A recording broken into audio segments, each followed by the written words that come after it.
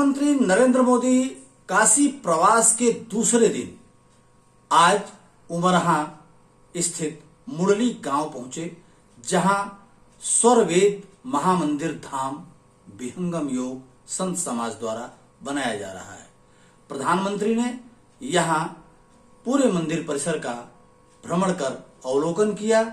तत्पश्चात यहां आए विभिन्न प्रदेशों से हजारों लोगों को संबोधित किया।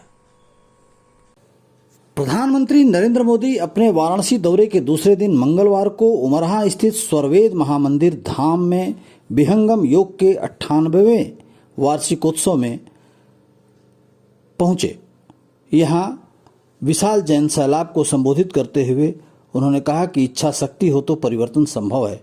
बनारस को देश को नई दिशा देने वाला शहर बताते हुए प्रधानमंत्री ने कहा कि इसके विकास का सकारात्मक असर यहां आने वाले पर्यटकों पर भी पड़ रहा है। 2014-15 के मुकाबले 2019-20 में यहां आने वाले पर्यटकों की संख्या दोगुनी हो गई है। कोरोना कालखंड में अकेले बाबतपुर एयरपोर्ट से ही 30 लाख से ज्यादा लोगों का आना जाना हुआ है। प्रधानमंत्री ने कहा कि बनारस जैसे शहरों ने मुश्किल से मुश्किल समय में भी भारत की पहचान, कला, उद्यमिता में बीजों को सहेज कर रखा है। आज हम बनारस के विकास की बात करते हैं तो इससे पूरे भारत के विकास का रोड मैप भी बनता है। रिंग रोड का काम भी काशी ने रिकॉर्ड समय में पूरा किया।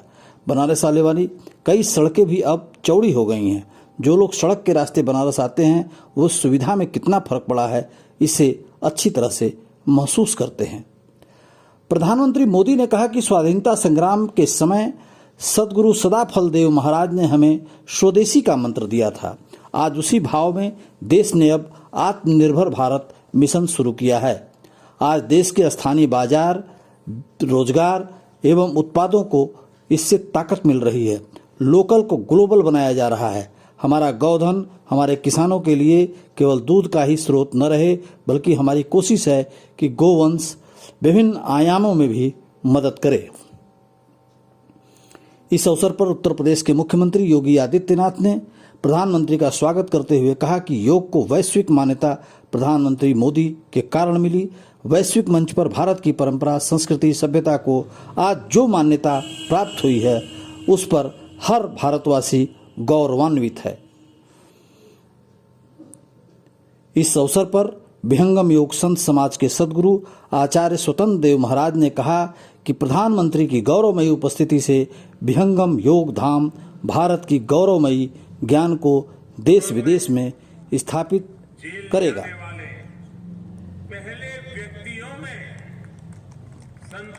इसके पूर्व प्रधानमंत्री मोदी ने उमरहा के स्वरवेद महामंदिर धाम पहुंचने के बाद सदगुरु सदाफलदेव की प्रतिमा पर पुष्प अर्पित किए। उनके साथ राज्यपाल आनंदीबेन पटेल, मुख्यमंत्री योगी के अलावा कई मंत्री व विशिष्ट जन मौजूद रहे। साल के इतिहास में हमारे स्वाधीनता संग्राम के कितने ही ऐसे पहलू रहे हैं जिन्होंने देश को एकता के सूत्र में बांधे रहे हैं। इससे विकास और रोजगार के कितने असीम अवसर बन रहे हैं। युवाओं के सपनों को ताकत मिल रहे हैं।